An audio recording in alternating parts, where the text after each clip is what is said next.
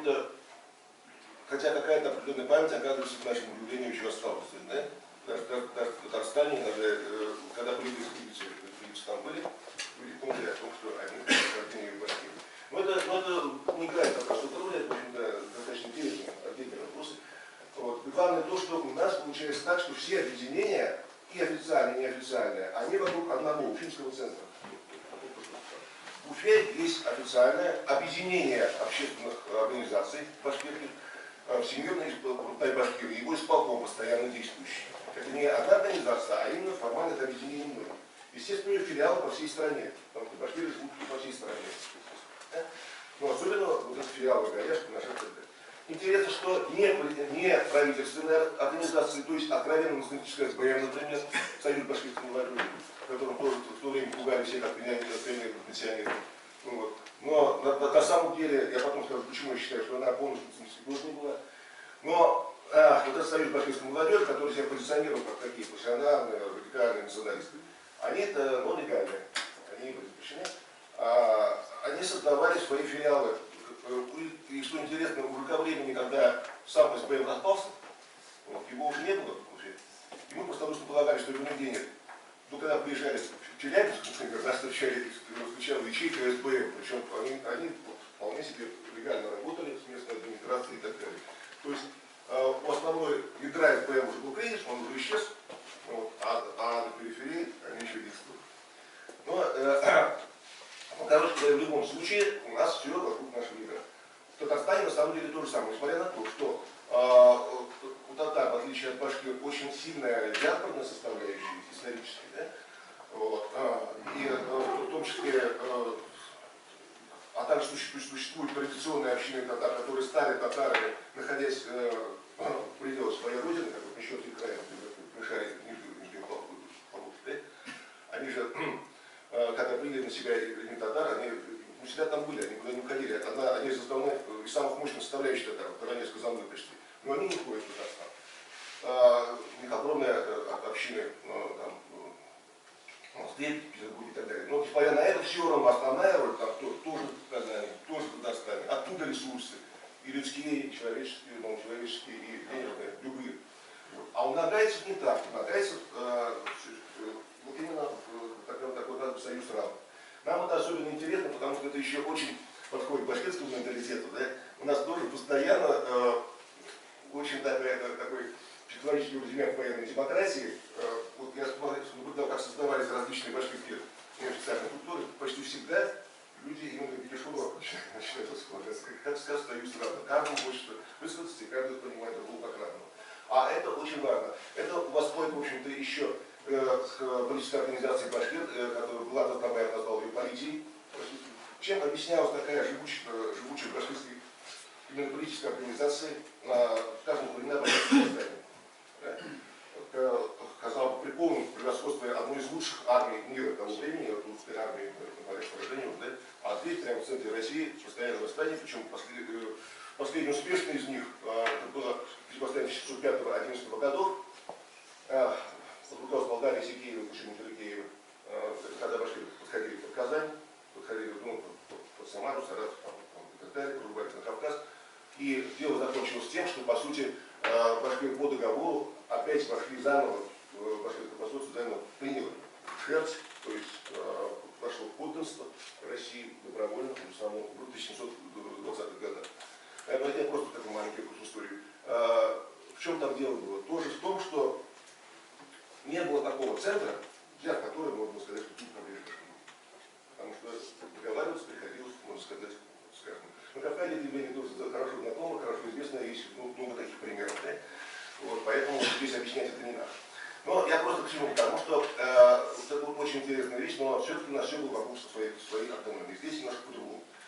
И вот то, что нагайцев такая, сначала по неволе, можно сказать, в силу исторических обстоятельств, а потом уже осмысленно выработалась такая система, это им позволило раньше всех, можно сказать, сделать вот этот фазовый переход. То есть вот эта система, это огромная система будущего.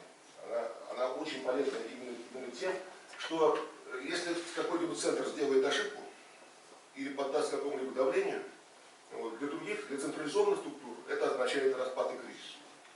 А для децентрализованных это ничего не означает. Ошибся одно звено, ну и что, да, тут прекрасно работают, тут прекрасно работают другие звена. Это вот очень интересно само по себе. Потом, еще одним таким интересным способом я бы назвал плановую идеологию. Точнее, возвращение к плановому историческому дискурсу. Дело в том, что у нас в Башкортостане во времена того же самого суверенитета, как я уже говорил, нужно было какое-то его техническое обеспечение. И взяли на вооружение, как и во всех республиках, и не только России, но и за ее пределами, такой квазинационалистический дискурс. На самом деле национализм, он уже исчерпывал себя еще в начале 20 века. Это идеология конца 19-го, начала 20 века, на самом деле. Ну, после того, кстати, националист был живаком, и ничего не оставалось, как просто взять и вот старый исторический материализм письма присылать плюс на минус поменять, ну, грубо говоря, как вот раньше там националистов или там хиппи ругали, а теперь стали хвалиться. Тут то же самое. И после этого осталось только значит, обращаться к историческому наследию своего народа, быстро его переоценивать, и тогда это принимал вопрос фантастический, иногда даже неприличный, причем у всех. Никто не может похвалиться, что этого у них не было. Бывало. Мы в свое время, вот, я, например, уделил много внимания попыткам разброма форс истории, то есть, вот, причем, ну, самих глубоко слова Галямов, много мы можно назвать. Вот. Но можно похвалиться тем, что у нас в академическую науку это не проникло. Все это было на периферии, по крайней мере, в Башкортостане. В Татарстане чуть похуже, несмотря на то, что там очень мощная наука, сама очень все хорошо. Но я не буду фамилии сейчас называть, в общем, дело прошлое, ладно. Так вот, и что теперь получалось? Дело в том, что почему он квазинационалистический националистический? Потому что он обращался к таким книжным, как по учебнику признаков национализма, что одно государство, один язык, одна нация. То есть они как бы подражали обычному национализму. Да? В результате, например, был такой очень уважаемый Леонид Иванович Валеев, идеолог, профессор, философ и идеолог времена суверенитета у нас. Да? Он демонстративно отрицательно относился, например, к изучению истории Башкирии через историю планов, хотя она самоочевидно казалась. Почему? А это, потому что книжка, у вас написано в авторитетах, что это научно, что это трибализм, что это до национальной стадии, это действительно формально так, вот если мы будем сделаем конца 19-го, начала 20 века обращаться, да, все времена, планы это старое. Но мы-то живем в совершенно другом мире, на самом деле. И в общем мировом тренде во время глобализации, во время глобализации национальные различия стали стираться. Вы же помните знаменитую Фрэнсиса Фукуяму, например, который об этом много писал, да?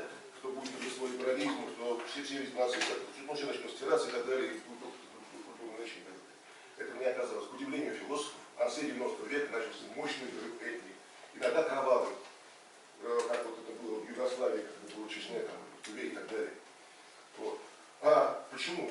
Дело в том, что у людей очень оказалось сложно положить задавливать потребность идентификации.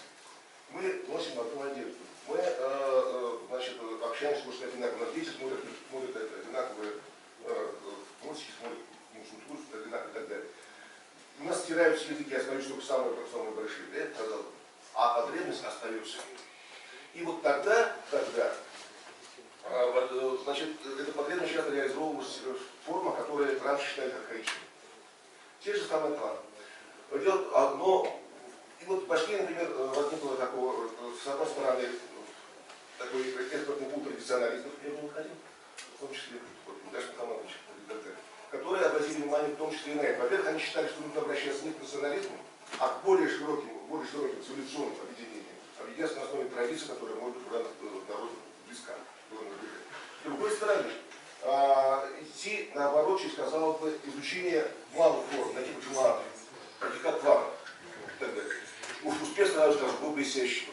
Причем мы же это не просто изучали. Во-первых, мы выяснили то, что у башкир это не будет никакой архаикой, потому что сами планы у башкир их давно нет. Есть только историческая память на них, то есть трибализма никакого не будет. Только твердо из них, не заделывайтесь. Я, чтобы вам не буду рассказывать, как все получилось. Просто очень уже известно в историографии, что получилось хорошо. Например, Елена Сергеевна Данилко, да, она оценивала, как пошли прохожие за программу. Из такого необычного колхозного праздника, самодеятельности такой, да, превратилось в общереспубликанское движение, причем для от национальности. У нас и русские сюда в этом составляющие свое родословное. Не говоря про татары, и ваши и так далее. Это настоящий праздник, как раз. И вот эта необычная форма, она людей очень сильно привлекает. Потом был проект «История башкирских родов». Это серия научных монографий. Вот она была создана сначала по образцу монографии «Западная Башкирия», вот Югаш Хаманович Юсупов, ребята сейчас ее писали. Там были такие образцы, как скажем, по плану Юрматы, который имеет много общего, да, с Нагайской историей и так далее. А потом уже на ее основе «Восточная история башкирских родов». Туда был еще отличный, очень интересный цивилизационный проект Салавата Хамидуллина, так называлась «История башкирских родов». То есть команды объединились и создали вот эту историю. Вы знаете, я помню, когда эти книги презентовали в районах, это триумф, люди ломились, можно сказать. Люди даже там часами сидели и слушали возвращение к плановой истории. И нагайцы к плановой истории, это одна из основ идентичности. Почему такая популярность? Потому что я просто, например, башкирский род, потому что это то, что в урбанизированном мире, а Башкортостан очень урбанизированная республика сама по себе. Татарстан, Башкортостан, они более урбанизированы, чем многие обычные области. Вот урбанизированные республики, это дает им идентичность. Дело в том, что планов у их главных референтных групп, у русских и у татар никогда нет. То есть большой рынок на отдельную историю. Вот. А у башкир есть. Более того, это настолько интересно и креативно получалось. Вот, например, недавно была создана серия башкирских игр. И Пайге, например. Да? Ну там такие народные игры. Ясно, что не будет организированные. Ясно, что это реконструкция. Разве кто-то с этим спорит? Вот. Но эта реконструкция настолько интересная, что в ней участвуют не только башкиры. Вот те же башкиры, там так интересно было, в Пайге. Здоровенный русский, видимо, сразу национальный. Последний еще написано Сергей Воринов, по-моему, могу ошибиться. А тут на стене написано Юрматы. План Юрматы Сергей Воринов. Например, понимаете. Он от этого ни на секунду не отказывается от того, что русский, но ему интересно понимать в этом участие. Это настолько сближает, это настолько дружно, интересно и креативно, вот, что, мне кажется, вот такие постнационалистические тренды, они очень успешны и интересны. И последнее, самое главное в этом, это в чем преимущество такого постнационалистического подхода, да, то есть малых форм. Да, я еще, кстати, не упомянул, но это целая огромная тема изучения Камаара. О том, потому что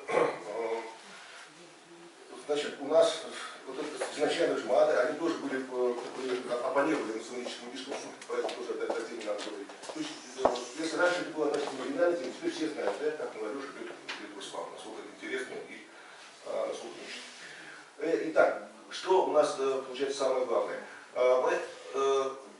На основе того, что есть, вот этих реальных форм, изучения этих реальных форм, мы стали контактировать с нашими нагайскими, сибирскими якутскими друзьями и основали ассоциацию. Это было, если память не изменяет, 14-15 июня 2019 года, где тоже вот именно на равноправной такой основе, не буду только рады, что я присоединяюсь к ассоциации, казаться там на равноправной основе.